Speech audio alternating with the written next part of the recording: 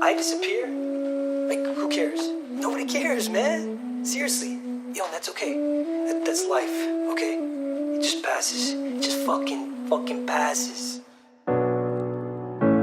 कभी कभी दुनिया की सबसे खामोश जगह सबसे ज़्यादा डरा देती है। 8,000 मीटर से ऊपर, जहां हवा भी जिंदा रहने के लिए काफ़ी नहीं होती, वहां एक नाम अचानक गायब हो गया, और वो नाम है निर्मल निम्सपुरजा। एक ऐसा इंसान जिसने दुनिया को सिखाया कि इम्पॉसिबल सिर्फ एक वर्ड है। लेकिन आज वही लेजेंड पाकिस्तान की ब्रॉड पीक पर आई एक खतरनाक अवलांच के बाद लापता है। रेस्क्यू ऑपरेशन जारी है, कुछ क्लाइंबर्स की मौत कंफर्म हो चुकी है और निम्स समेत कई लोगों की तलाश अब भी चल रही है। लेकिन असली सवाल सिर्फ ये नहीं है कि निम्स कहाँ है। असली सवाल ये है, ऐसा इंसान भी माउंटेन के सामने मजबूर कैसे हो सकता है। सोचिए, अगर दुनिया का बेस्ट फार्मूला 1 ड्राइवर भी रेस में एक्सीडेंट का शिकार हो जाए, तो क्या इसका मतलब वो खराब ड्राइवर था? बिल्कुल नहीं। कभी कभी ट्रैक ही इतना डेंजरस होता है कि एक्सपीरियंस भी गारंटी नहीं देता। माउंटेन्स के साथ भी कुछ ऐसा ही है। निम्सपुरजा कोई आम क्लाइंबर नहीं है। नेपाल में जन्मे गुरखा रेजिमेंट और यूके स्पेशल फोर्सेस का हिस्सा रहे निम्स ने वो कर दिखाया जो पहले किसी ने सोचा भी नहीं था। सिर्फ 6 महीने और 6 दिन में दुनिया के सबसे 14,800 पीक्स को समिट करके उन्होंने हिस्ट्री बना दी। बाद में उन्होंने ये चैलेंज बिना सप्लीमेंटल ऑक्सीजन के भी कंप्लीट किया। उनकी journey Netflix documentary 14 peaks nothing is impossible से पूरी दुनिया ने देखी। और फिर समिट से कुछ घंटे पहले उनका एक वॉइस नोट सामने आता है। उसमें वो विष्णु सोम को कहते हैं, मैं कैंप 2 पर हूँ, वेदर चेक कर रहा हूँ, समिट के बाद बात करूँगा।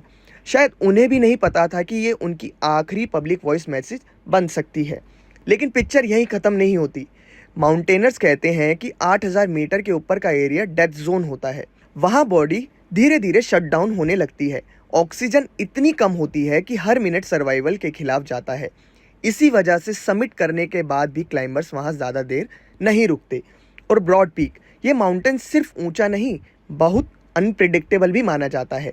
हैंगिंग ग्लेशियर्स, चेंजिंग वेदर और अवलांच का कांस्टेंट रिस्क। एक्सपर्ट्स का कहना है कि क्लाइमेट चेंज की वजह से ये कंडीशंस और भी अनस्टेबल होती जा रही है। कब स्नो टूट कर नीचे आ जाए, इसका एग्जैक्ट प्रिडिक्शन आज भी पॉसिबल नहीं है। 1 मिनट, अगर इतना डेंजर था तो क्लाइंबर वापस क्यों नहीं मुड़ गए? इसका जवाब माउंटेनियरिंग की दुनिया में एक टर्म से मिलता है, समिट फीवर। जब समिट बस थोड़ी दूर दिखता है तो कई बार दिमाग रिस्क को इग्नोर कर देता है।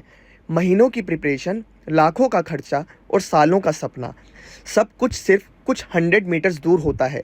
इसी स्टेज पर सबसे मुश्किल डिसीजन होता है, आगे बढ़ना या जिंदा वापस लौटना। एक्सपीरियंस क्लाइंबर्स कहते हैं कि कई बार समिट से ज़्यादा हिम्मत उसे छोड़कर वापस आने में लगती है। फिलहाल सर्च ऑपरेशन जारी है। हर नई अपडेट के साथ उम्मीद और बेचैनी दोनों बढ़ रही हैं। दुनिया भर के क्लाइंबर्स और फैंस दुआ कर रहे हैं कि निम्सपुरजा और बाकी लापता माउंटेनियर्स सुरक्षित मिल जाएं। शायद इसीलिए माउंटेन्स हमेशा एक बात याद दिलाते हैं, इंसान कितना भी पावरफुल क्यों ना हो, नेचर के सामने जीत कभी गारंटेड नहीं होती।